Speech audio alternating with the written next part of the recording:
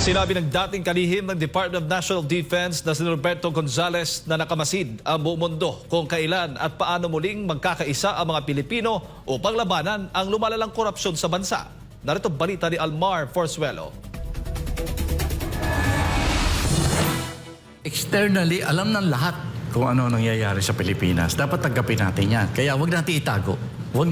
Let's not pretend that we don't have a problem. Na huwag tayong mag-pretend. Alam ng lahat yan eh. Ito ang naging pahayag ng dating kalihim ng Department of National Defense na si Norberto Gonzales kaugnay sa malawak na korupsyon na nangyayari sa Pilipinas.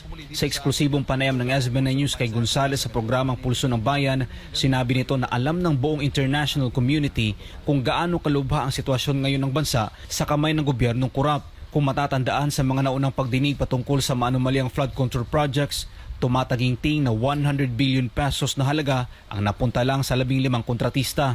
Lumutang din sa investigasyon ang male-maletang pera na dinadala umano sa mga bahay ng mga politiko na sina dating Congressman Zaldico at dating House Speaker Martin Romualdez. Kasunod nito, itinigil ni South Korean President ang implementasyon ng pautang sa Pilipinas na nagkakahalaga ng 700 bilyong Korean won o tinatayang aabot sa 28 billion pesos dahil sa alegasyon ng korupsyon.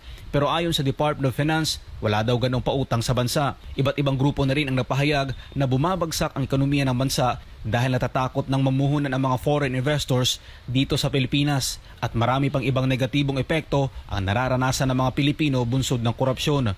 Dahil dito hindi maiwasan ni Gonzales na sariwain ng EDSA People Power Revolution noong Pebrero taong 1986 na kung saan hinangaan ng mga malalaking bansa ang Pilipinas dahil sa pagkakaisa ng mga Pilipino.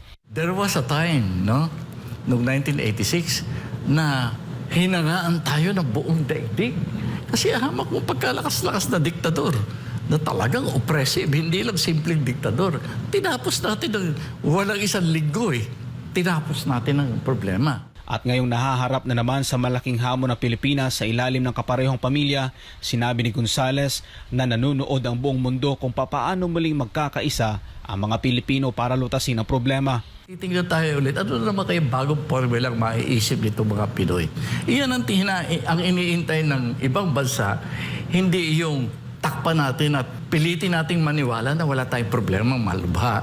Ngayon, pag ang tinitingnan nila, alam na nilang may malubha tayong problema. Gano'ng kabilis kaya kikilos sa mga Pinoy this time? Iyan ang iniintay ng ibang bansa. Kung matatandaan, kabilang si Norberto Gonzales sa mga nag-aklas noon upang mapatalsik sa pwesto si Ferdinand Marcos Sr. Para sa Diyos at sa Pilipinas, kung mahal, Almar Forzuelo, SMNI News.